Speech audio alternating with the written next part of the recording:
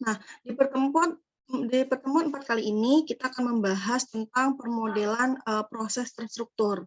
Nah, dalam pemodelan proses terstruktur ya, di sini kita menggunakan, tools yang namanya data flow diagram ya. Di mana data flow diagram ya ini yaitu menggambarkan pandangan mengenai, masukan, proses, dan juga keluaran dari sistem ya, yang berhubungan dengan masukan, proses, dan keluaran serta merepresentasikan dan menganalisis prosedur-prosedur mendetail dalam sistem yang lebih besar, gitu ya. Jadi, diagram alir data atau data flow diagram ini adalah suatu tools ya, yang kita gunakan untuk menggambarkan, setiap detil dari proses suatu sistem. Misalkan kalian, riset di sebuah gudang gitu, di perusahaan, tapi di bagian gudang. Nah, di sana ada yang namanya sistem inventory. Nah, untuk kita merancang program gitu ya, langkah awal adalah kita mendesain atau menganalisis sistemnya. Nah, data flow diagram ini adalah diagram untuk menggambarkan proses dari sistem yang kita analisis gitu ya. Nah, ini ada simbol dari, DFD gitu ya, atau data flow diagram. Nah, yang pertama ini ada simbol proses. Jadi simbol proses ini ada yang model seperti ini, ada juga yang model lingkaran. Jadi tergantung teori siapa yang kita gunakan gitu ya. Ini ada proses, lalu ada external entity gitu ya. Ini ada data flow atau arus data dan, model kotak persegi panjang tapi tidak tertutup gitu ya, ini model data store ya. Jadi, ini untuk simbol DAD. Nah, tadi saya katakan, di simbol DAD atau DFD gitu ya. Nah ini, jadi ada yang model external entity seperti ini, kotak biasa, lalu ada kotak dalam mode persegi panjang, ini adalah kita menyebutnya external entity. Nah ini kita, kalau misalkan kalian lihat data flow diagram digambarkan dengan menggunakan simbol yang ini, dan data flow diagram yang digambarkan dengan simbol yang ini sebenarnya sama-sama DFD. Ya, tetapi beda rujukan. Kalau ini berdasarkan simbol Gain and Sarson, kalau ini yang simbolnya proses, ini berdasarkan Jordan and Marto. Gitu. Jadi hanya beda referensi ya. Nah, external entity ini dapat berupa orang atau unit terkait yang berinteraksi dengan sistem, tetapi di luar sistem, misalkan dalam sistem inventory gitu ya, berarti ada staf gudang. Nah, di bagian permintaan barang berarti nanti ada staf, misalkan untuk keluar barang berarti nanti dari staf penjualan itu memberikan faktur, maka external entity-nya adalah staf penjualan. Sedangkan di bagian yang melakukan proses atau internal entity-nya adalah staf gudang gitu ya. Nah, external entity ini bisa orang atau unit tapi di luar sistem. Tapi nanti akan berhubungan prosesnya dengan sistem seperti itu. Nah, ini simbol yang kedua yaitu proses. Proses ada yang berbentuk persegi 4 dengan garis dan juga ada yang berbentuk lingkaran, yaitu orang atau unit yang mempergunakan atau melakukan transformasi data, komponen fisik, dan tidak diidentifikasikan. Jadi seperti internal entity atau orang yang melakukan proses siapa. Oh, misalkan bagian gudang, bagian penjualan akan menyerahkan faktur. Nah, berarti yang proses menerima faktur ini siapa? Oh, bagian staf gudang. Nanti bagian staf gudang akan mempersiapkan barang dan mengarsipkan faktur, gitu ya. Lalu akan membuat surat jalan. Nah, surat jalan akan diberikan ke bagian pengiriman. Berarti external entity-nya adalah bagian pengiriman. Tetapi yang melakukan proses ini adalah orang atau dalam unit di dalam sistem. Kalau external entity ini yang di luar sistem gitu. Jadi kok kayak saya bilang gudang gitu ya, berarti sistemnya adalah internal entity-nya atau yang melaksanakan proses ini adalah staf gudang, external entity-nya bisa dari bagian penjualan maupun dari bagian pengiriman. Seperti itu ya, bisa dipahami ya teman-teman ya, untuk penggambaran simbol DFD. Nah, lalu yang berikutnya ada proses alir data ya atau data flow ya, aliran data. Ini digambarkan dalam bentuk panah ya. Kedua referensi ini sama-sama menggunakan aliran data yaitu panah ya. Lalu berikutnya ada simbol data store. Data store ini adalah simbol untuk penyimpanan data atau tempat menyimpan file atau data, gitu ya. Misalkan kalau dia sistemnya manual, berarti yang masuk ke dalam data store ini adalah arsip faktur. Berarti faktur ini disimpan, berarti kita gambarkan dalam proses data store.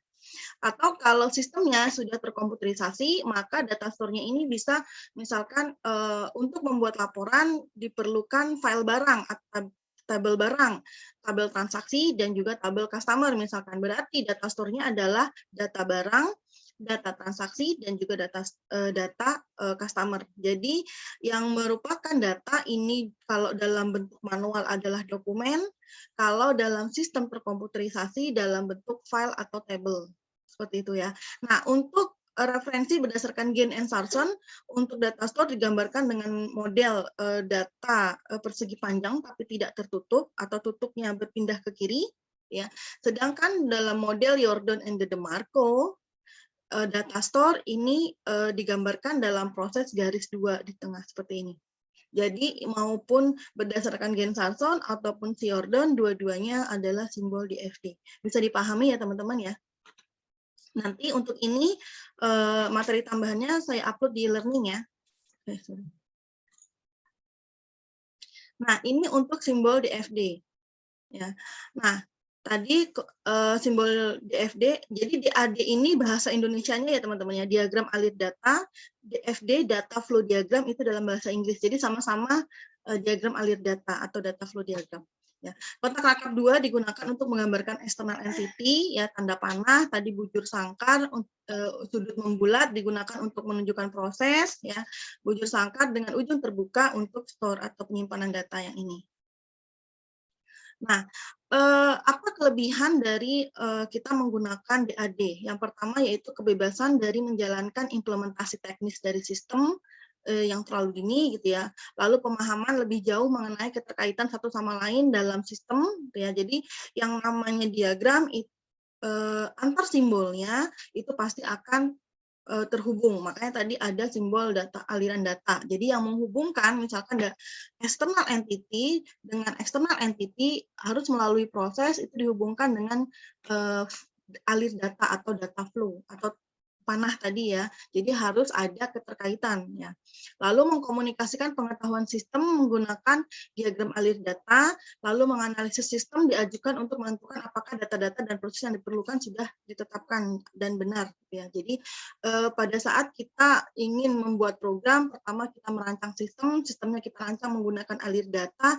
Nah, alir data atau proses alirnya atau proses mengalirnya dokumen maupun file gitu ya dalam diagram alir data ini harus kita pastikan dulu sudah benar atau belum supaya kita bisa rancang programnya seperti itu. Jadi sistemnya ini harus benar dulu pada saat kita melakukan analisis gitu ya.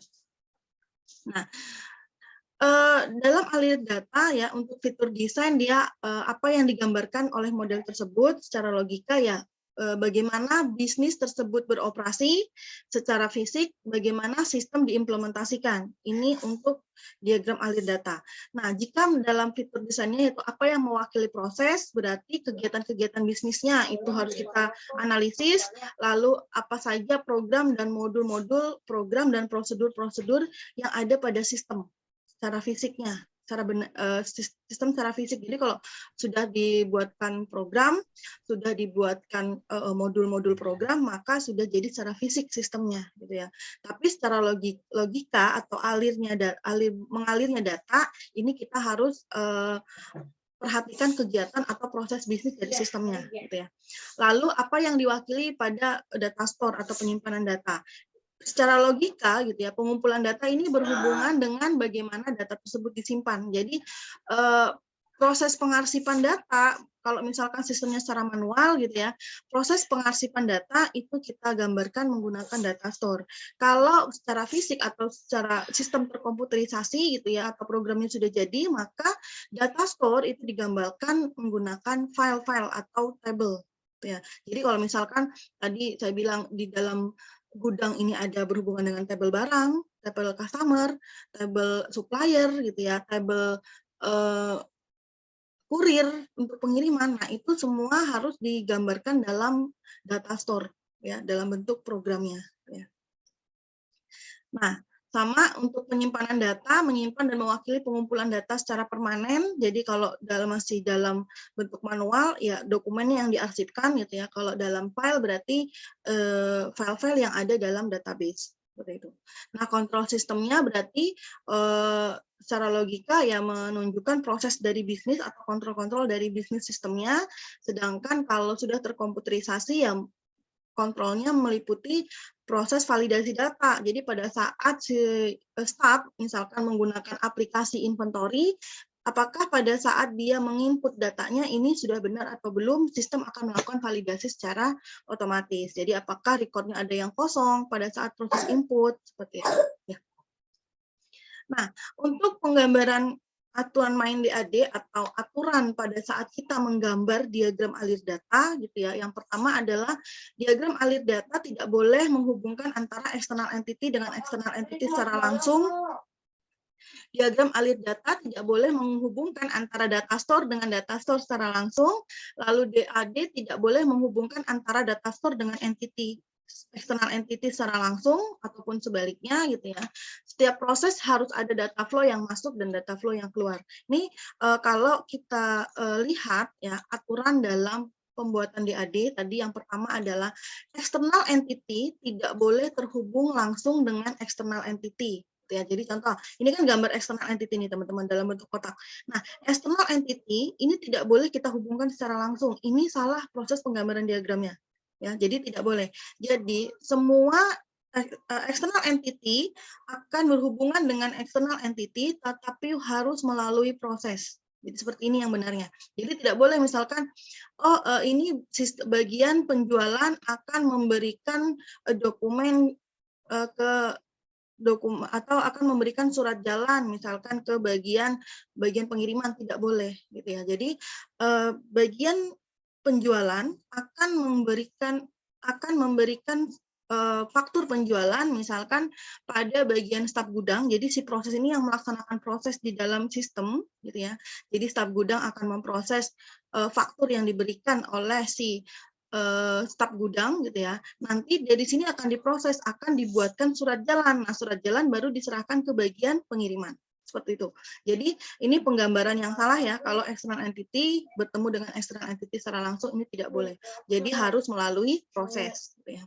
Nah, yang kedua, data store tidak boleh berhubung langsung dengan data store. Jadi data store ini misalkan tabel barang akan berhubungan dengan tabel transaksi, tidak boleh seperti ini.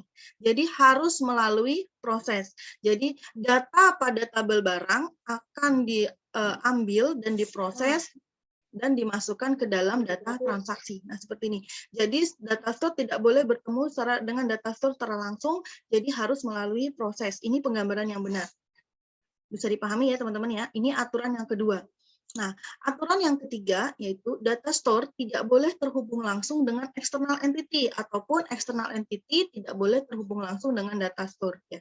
Jadi external entity misalkan bagian pengiriman, bagian penjualan misalkan akan mengarsipkan faktur. Jadi misalkan fakturnya ada dua, satu diserahkan ke bagian gudang dan satu diarsipkan gitu ya. Ini tidak boleh langsung mengarsipkan seperti ini. Jadi harus melalui proses. Jadi bagian penjualan akan menyerahkan faktur ke bagian gudang atau staf gudang. Staf gudang gitu ya akan memproses faktur gitu ya. Akan memproses faktur misalkan dengan membuat surat jalan. Nah, surat jalannya nanti satu diarsipkan dan satu diberikan ke bagian pengiriman. Nah, seperti itu boleh. Jadi harus melalui proses. Ya. Ini aturan yang ketiga. Nah, aturan yang keempat adalah pada setiap alir data yang masuk harus ada alir data yang keluar. Ya, jadi tadi ya tidak boleh ada alir data yang terputus. Contohnya seperti ini. Dalam proses tidak ada alir data yang masuk, tiba-tiba ada alir data yang keluar. Ini adalah proses yang salah. Gitu ya. Jadi setiap ada alir data yang masuk harus ada alir data yang keluar. Kalau seperti ini kita menyebutnya miracle. Jadi tidak ada yang masuk tiba-tiba ada yang keluar. Nah, ini miracle, ajaib gitu ya. Maka proses yang benar adalah harus ada alir data yang masuk dan harus ada alir data yang keluar. Nah, begitu juga seperti ini. Tiba-tiba ada alir data yang masuk dan tiba-tiba tidak ada alir data yang keluar. Nah, ini disebutnya black hole, teman-teman, atau lubang hitam. Jadi, ada alir atau proses yang masuk, tetapi tidak ada yang keluar. Nah, ini black hole namanya. Yang benar posisinya adalah setiap ada alir data yang masuk, maka ada alir data yang keluar. Seperti ini. Jadi, misalkan ini alir datanya ada 2 nih yang masuk. Bisa saja yang keluar ini hanya 1, karena di sini ada proses. Jadi, misalkan data barang, alir dari data barang dan alur dari data transaksi akan menghasilkan file laporan. Nah, ini kan jadi 1, laporannya 1 gitu ya. Jadi setiap ada data yang masuk harus ada data yang keluar. Jadi seperti ini. Ini yang benarnya prosesnya. Jadi kita nggak boleh bikin yang seperti ini karena ini akan jadi salah nanti diagramnya. Sampai sini bisa dipahami ya teman-teman ya. Nah, ini aturan main menggambarkan di FD. Jadi kalau ini di slide hanya ada teori gitu ya, nanti di materi tambahannya saya gambarkan dalam bentuk gambar, jadi supaya kalian mudah memahami. Gitu ya. Nah, berikutnya tahapan proses pembuatan di FD ada 3 diagram. Yang pertama adalah diagram konteks, gitu ya. Diagram konteks ini tingkatan tertinggi dalam DAD dan hanya memuat satu proses. Jadi dalam penggambaran diagram konteks, gitu ya, kita hanya menggambarkan satu proses, gitu ya, dan seluruh eksternal entity yang terlibat digambarkan. Jadi tidak ada data store di diagram konteks, tidak ada data store pada diagram konteks, gitu ya. Nanti kita lihat lagi penggambarannya. Berikutnya adalah diagram nol. Ya, diagram nol adalah menggambarkan detail dari diagram konteks. Jadi kalau tadi di diagram konteks hanya satu proses, gitu ya. Nah, di diagram nol prosesnya ini dijabarkan. Dijabarkan ada beberapa prosedur. Ya, jadi di diagram nol adalah menggambarkan detail dari diagram konteks, ada masukan dan keluaran, dan ada bentuk penyimpanan data atau data store. Ya. Nah, setelah dalam diagram nol, jika prosedur dalam diagram nol butuh didetailkan lagi, artinya masih banyak terjadi aliran data ya antara external entity ke proses maupun dari proses ke data store, maka kita butuh buatkan yang namanya diagram detail. Nah, diagram detail ini adalah diagram untuk mendetailkan diagram nol. Jadi tahapannya awal diagram konteks hanya satu proses, karena dia konteks jadi seluruhnya prosesnya itu digabung dalam satu proses, maka kita buatkan diagram nol. Nah, diagram nol ini adalah menjelaskan proses-proses prosedur dalam diagram konteks. Nah, di diagram nol ini kan ada proses. Nah, jika prosesnya ini masih memiliki aliran data yang banyak, maka ini perlu kita detailkan. Nah, dia proses pada diagram nol itu kita detailkan, maka akan kita tambahkan proses pada diagram detail. Jadi pada diagram nol ini disebut parent proses atau proses induk ya. Lalu kita detailkan menjadi proses anak atau child diagram ya. Apabila proses tersebut tidak dapat lagi dikembangkan, maka tidak perlu dibuatkan diagram detail atau cukup sampai diagram nol saja. Seperti itu ya. Nah, ini untuk langkah-langkah pembuatan DAD yang pertama yaitu membuat daftar kegiatan bisnis. Jadi kita analisis dulu. Jadi sebenarnya untuk membuat DFD ini teman-teman, kita analisis proses berjalan atau proses yang ada di tempat kita riset. Misalkan kita mau membuat tadi sistem inventory, maka kita riset di bagian gudang. Nah, dari sana kita bisa cari dokumen, kita bisa lihat siapa saja orang-orang yang terlibat di sana. Nah, itu yang akan kita lakukan analisis. Jadi orang-orang tadi kita menyebutnya external entity, lalu proses alur bolak-balik dokumen gitu ya, itu kita sebutkan dengan aliran data gitu ya.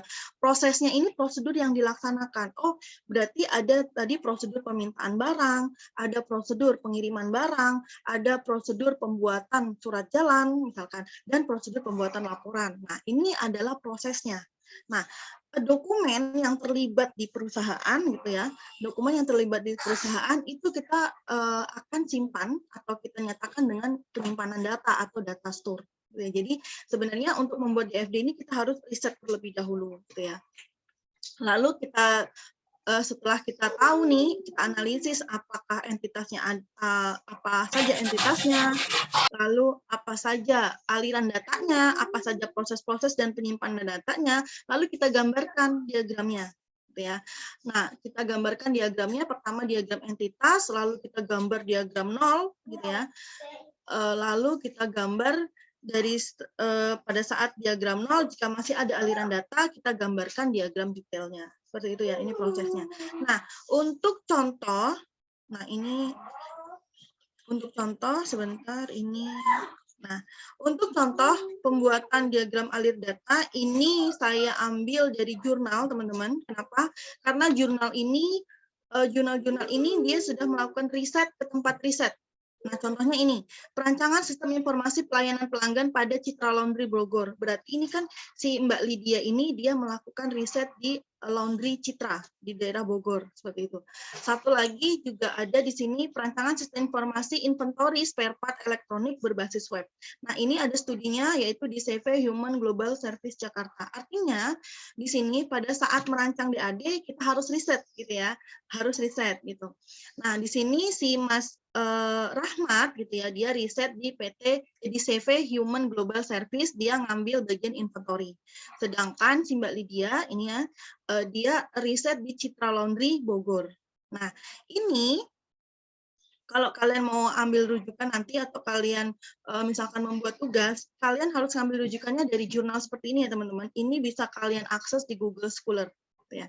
Nah, untuk jurnalnya saya akan cek di ini jurnalnya Mas Rahmat. Nah, lihat di jurnalnya Rahmat, di sini dia riset ya.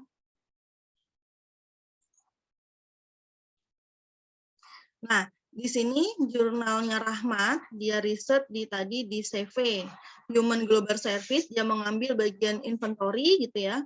Nah, di sini di bagian di sini dia membuat DAD atau diagram alir data. Nah, di sini ada analisis sistem nih. Si Mas Rahmat sudah melakukan analisis, pertama analisis data, datanya apa saja nih data store-nya, lalu usernya apa siapa saja. Nah, user ini berarti external entity, ada manager, ada operator, ya. Lalu sistemnya ini berarti proses pada sistemnya. Nah, nanti biasanya proses ini ada di bagian proses pada diagram alir data. Nah, contoh di sini, diagram konteks. Nah, tadi aturan pembuatan diagram konteks adalah hanya mencakup external entity dan satu proses. Jadi, seluruh external entity yang terlibat di dalam sistem tadi, nah ini kan sistem user tadi ya, manager, ada operator. Gitu ya. Jadi di CV Human itu di bagian inventory-nya berarti hanya ada operator ini berarti staff-nya gitu ya. Operator ini bertugas menangani transaksi penjualan dan pembelian ya. Ini dan ada juga si manajer. Nah, yang di bagian proses berarti staff bagian gudang ya. Berarti ini ada operator ya. Operator melakukan transaksi penjualan dan pembelian lalu dimasukkan ke dalam sistem, nanti operator bisa mengakses data barang, data kategori dan data supplier. Dan data supplier nanti akan dibutuhkan pada saat proses pembuatan transaksi.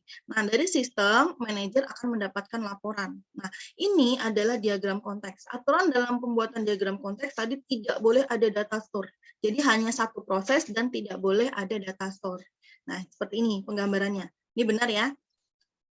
Lalu yang kedua, nah ini kan sistem informasi inventory prosesnya. Nah, apa saja prosedur pada sistem informasi inventory? Ini kita buatkan diagram nolnya. Nah, seperti ini. Diagram level 1 ini adalah diagram nol.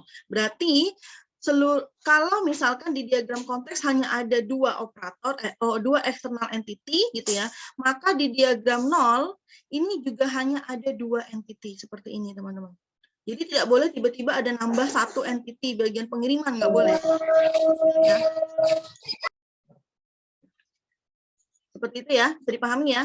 Nah, tadi kan ini prosesnya seluruh proses nih. Nah, ini seluruh proses kan. data barang, ini semua digambarkan dalam diagram nol. Nah, proses-proses yang ini nanti akan didetailkan di sini, di diagram nolnya. Jadi, operator akan memberikan data, memasukkan data pembelian ke dalam prosedur pembelian, gitu ya. Lalu nanti data pembeliannya disimpan ke dalam tabel pembelian. Gitu. Nah, di data pembelian di tabel ada namanya tabel pembelian dan juga tabel pembelian detail seperti ini. Nanti bagian pembelian akan menyerahkan nota di sini, gitu ya, akan menyerahkan nota ke bagian operator. Lalu untuk proses penjualan di sini bagian operator akan mengirimkan data penjualan, ya, data penjualan akan masuk ke tabel penjualan dan juga tabel penjualan detail seperti ini, ya. Nah nanti tabel penjualan detail. Sedangkan pada proses manajemen data gitu ya, operator akan menginputkan data-data apa saja yang baru, lalu nanti data yang baru akan dimasukkan ke tabel kategori dan juga tabel barang baru seperti ini. Nah, dan juga tabel supplier gitu ya. Jadi kalau misalkan ada datanya nih, ada penambahan barang baru, ada penambahan kategori barang yang baru dan juga ada penambahan supplier yang baru, maka ini akan semuanya dimasukkan ke dalam tabel kategori, tabel barang, dan juga tabel supplier. Nah, proses yang keempat adalah proses pembuatan laporan. Proses pembuatan laporan ini seluruhnya diambil dari data pembelian, data tabel pembelian, data penjualan detail, data tabel kategori barang, ini semuanya menjadi laporan ke manajer. Nah, ini proses dari data store. Perhatikan di sini tidak ada external entity yang terhubung langsung dengan external entity ataupun data store berhubungan langsung dengan data store. Jadi setiap ada alur yang masuk akan ada alur data yang keluar. Jadi ini sudah benar secara penggambaran aturan DAD-nya. Ya. Ini nanti bisa kalian baca gitu ya. Nah, perhatikan di proses di proses 1 ini ada ini aliran datanya ada data pembelian detail, dan nota. Nah, ini kita proseskan, kita detailkan kembali menjadi diagram detail gitu ya. Nah, pertama pada proses pembelian ada input nomor faktur, lalu ada input data pembelian barang dan juga tampil faktur. Nanti akan di fakturnya akan dicetak sebagai nota. Nah, seperti ini. Berarti data pembelian akan diinputkan nomor faktur dan masuk ke tabel pembelian. Nah, nomor faktur ini akan masuk ke tabel detail pembelian. Nah, dari tabel detail pembelian ini akan menampilkan bentuk faktur gitu ya. Nah, nanti akan di-print dan diserahkan ke operator sebagai nota. Seperti itu. Nah, ini diagram detailnya. Ini untuk si Mas Rahmat gitu ya. Nah, nanti untuk artikel milik milik Mbak Lydia tadi. Nah, Mbak Lydia tadi ini melakukan riset di Citra Laundry Bogor. Nah, ini prosesnya sudah ada di sini teman-teman, nanti kalian baca ya.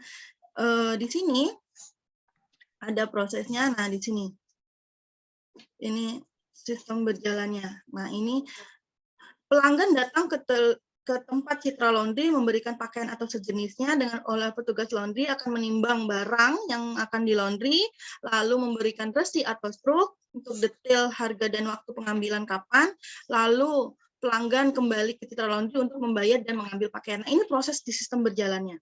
Maka yang pertama adalah kita buatkan diagram konteksnya dulu. Oh, berarti hanya ada pelanggan dan pemilik, gitu ya. Nah, prosesnya ini berarti si staf laundry, gitu ya. Yang melaksanakan proses ini adalah staf laundry, gitu ya. Jadi staf laundry itu tidak kita buatkan external entity, gitu ya. Karena apa?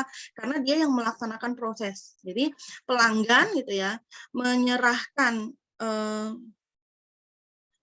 data pelanggan gitu, lalu nanti bagian proses akan memberikan resi cucian atau bukti penyerahan cucian, lalu nanti bagian pelanggan pada saat proses pengambilan akan menyerahkan resi dan juga data bayar atau pembayarannya. Nah, nanti bagian staf dari laundry akan memberikan laporan ke pemilik. Nah, ini diagram konteksnya.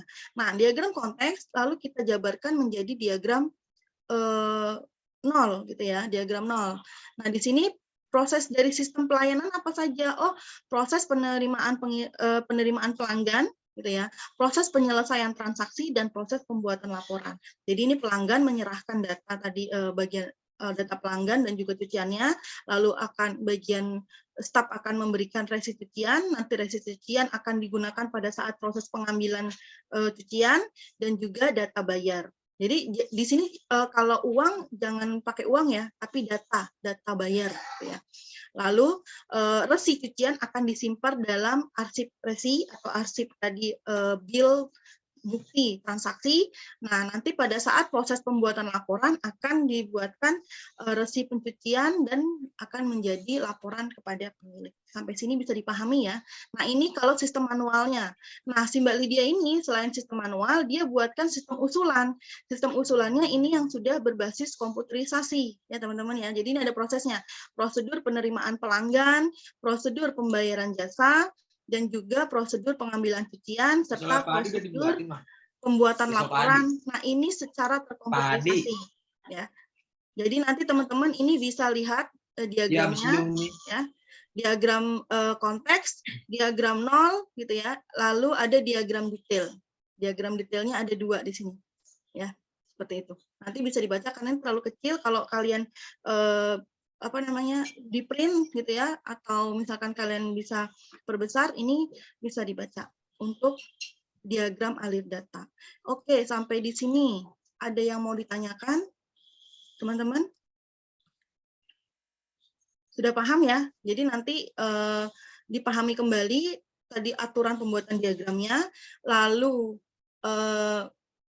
diagram yang digambarkan harus sesuai dengan proses yang ada di sistem di perusahaan gitu ya.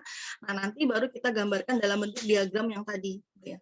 Nah, di sini di slide kalian di sini ada studi kasus ya.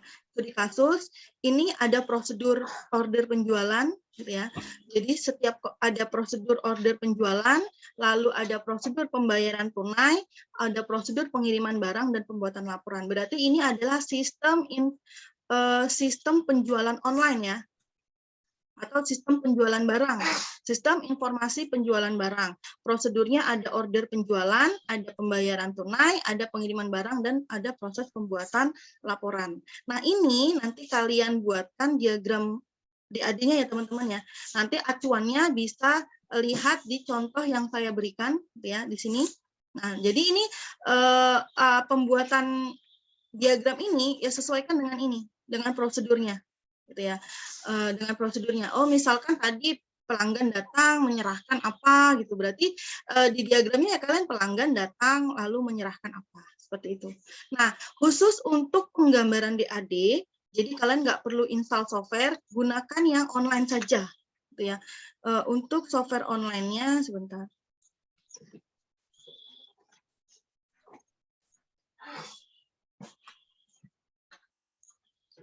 Gunakan software ini dari Lucid App ya, teman-teman nanti daftar di Lucid App. Di sini kalian bisa gambarkan DAD-nya, jadi nggak usah install. Kalau kalian mau install bisa pakai Microsoft Visio gitu ya. Tapi kalau misalkan ada yang langsung online, tinggal ambil yang online-nya saja. Sebentar.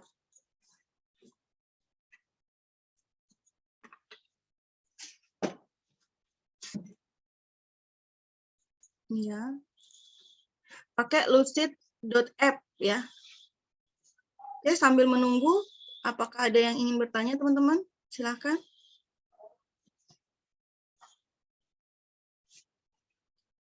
Nah, nanti kalau kalian sudah daftar ya, nanti akan muncul seperti ini halamannya.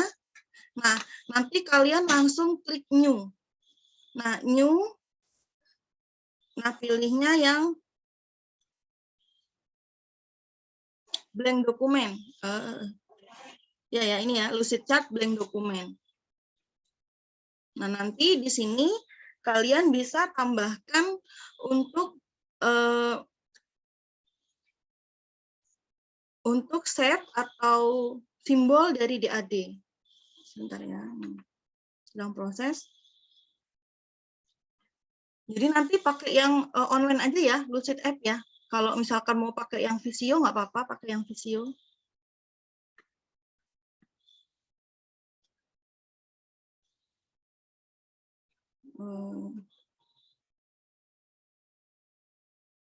Lama nih loadingnya. Bentar.